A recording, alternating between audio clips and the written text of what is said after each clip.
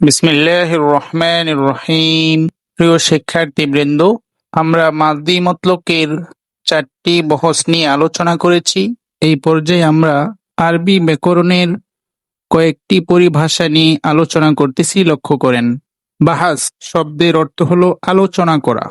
ইসবাত শব্দের অর্থ হলো হা-বাচক। নাফি অর্থ হলো না-বাচক। ফিইল অর্থ ক্রিয়া। মাদি অতীতকাল।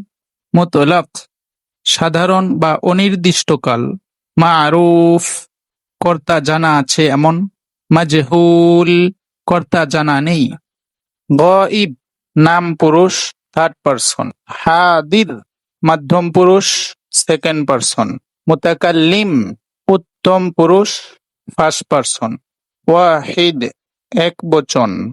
তাসনিয়া দ্বিবচন। জামা বহু বচন। মুযাক্কার পুংলিঙ্গ।